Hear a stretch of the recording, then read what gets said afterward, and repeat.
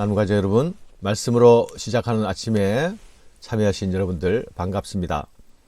오늘 말씀은 화목제로 드린 고기 분배에 대한 말씀과 1장부터 쭉 이어져 왔던 5가지 제사에 대한 맺은말이 담겨 있습니다. 오늘 말씀 중에 거제와 묘제란 용어가 나타나죠. 묘제는 흔들어서 바치는 제사, 거제란 들어 올리는 제사로서 제물을 드릴 때에 나타나는 형식으로 구분했습니다. 이 단어들의 정확한 뜻에 대해서는 의견이 다양하여서 규정하기가 쉽지 않습니다. 제사장에게 주는 가슴 부위의 고기는 30절에서 요제라 하고 뒷다리 부분의 고기는 거제라 부르고 있습니다. 둘 다 화목제물을 드릴 때에 고기를 들어 올려서 흔드는 행동에 따라 사용된 용어라 볼 수 있겠습니다. 오늘 말씀을 간략하게 3가지 정도로 나누어 생각해 보면 좋겠습니다. 먼저 제사장의 기업이란 관점입니다. 하나님께서는 화목제물 중에 일부가 제사장의 영원한 소득이 되게 하셨습니다. 또 너희는 그 화목제물의 오른쪽 뒷다리를 제사장에게 주어 거제를 삼을지니 아론의 자손 중에서 화목제물의 피와 기름을 드리는 자는 그 오른쪽 뒷다리를 자기의 소득으로 삼을 것이니라. 그런데 30절의 말씀에 화목제물을 드릴 때에 자기 손으로 라는 표현이 아주 인상적입니다. 여호와의 화제물은 그 사람이 자기 손으로 가져올지니 곧 그 제물의 기름과 가슴을 가져올 것이요 제사장은 그 가슴을 여호와 앞에 흔들어 요제를 삼고 그 기름은 제단 위에 불사를 것이며 가슴은 아론과 그의 자손에게 돌릴 것이며 예배자가 제물의 기름과 가슴 뒷다리 부위를 제사장에게 건네주면 제사장은 기름을 제하고 자기 몫으로 취하게 되는 것이죠. 그런데 34절에 보면 하나님께서 내가 제사장 아론과 그의 자손에게 주겠다 하셨죠. 그러면서 이는 이스라엘 자손에게서 받을 영원한 소득이니라 라고 말씀하십니다. 결국 하나님께서 제사장들에게 주시기로 작정하신 것이 예배자들의 손을 통하여 제사장에게 드려지게 하신 것입니다. 결국 하나님을 섬기는 제사장들에게 기업은 하나님의 백성들인 것입니다.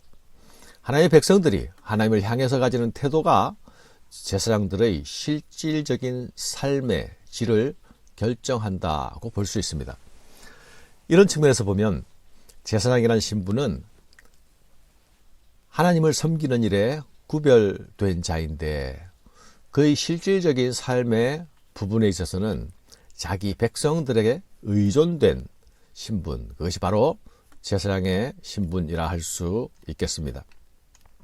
하나님의 백성들이 하나님께 신실하고 거룩해질수록 제사장은 풍성한 기업을 얻게 될 것이지만 그 반대로 하나님께 대하여 신실하지 못하고 형식적인 신앙이 될 때에 제사장의 삶은 아주 비루한 삶이 될 수도 있을 것입니다.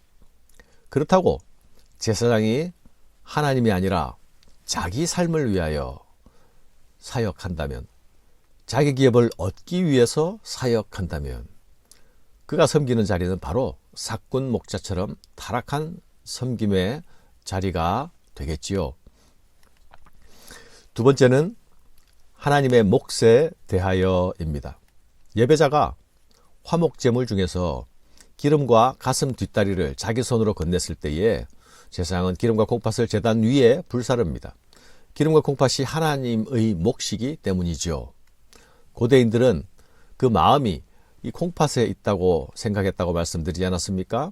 그러니 하나님께 콩팥을 드린다는 것은 다름이 아닌 하나님께 내 마음을 드린다는 것입니다. 하나님은 백성들에게 기름은 먹지 말라. 기름을 먹으면 하나님의 백성 중에서 끊어질 것이다. 기름은 나에게만 바쳐야 한다고 강조하여 말씀하셨죠. 여기서 저는 약간 우스갯스러운 상상을 해봅니다. 만일 하나님께서 거꾸로 내게는 고기만 바쳐라, 고기는 내 것이다 하시고 백성들에게 기름만 먹으라 하셨다면 어떻게 되었을까?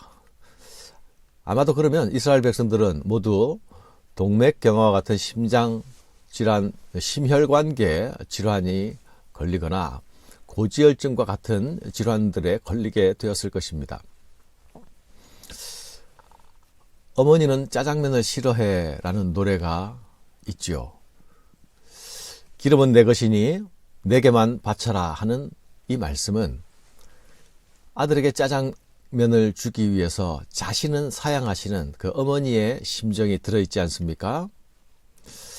콩팥과 기름만 요구하시는 하나님은 무엇보다 우리 마음을 요구하시는 하나님이십니다. 하나님께 나아가는 예배자에게 가장 중요한 부분은 다른 그 무엇보다도 바로 예배자의 마음이라는 사실을 다시 기억해야 하겠습니다. 우리 마음이 하나님의 몫입니다. 세 번째로 예배는 하나님의 명령입니다. 우리의 선택이 아니죠. 여호와께서 시내 광야에서 이스라엘 자손에게 그 예물을 여호와께 드리라 명령하신 날에 시내산에서 이같이 모세에게 명령하셨더라. 하나님께서 시내산에서 이스라엘을 세우실 때에 5가지 제사를 주시지 않았습니까?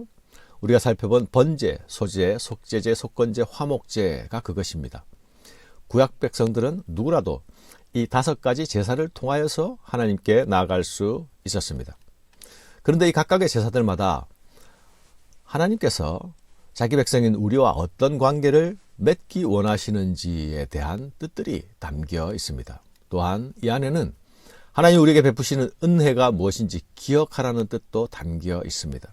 그리고 은혜 베푸신 하나님께서 우리를 향해 가지시는 사랑의 반응에 대한 기대하심이 담겨 있습니다.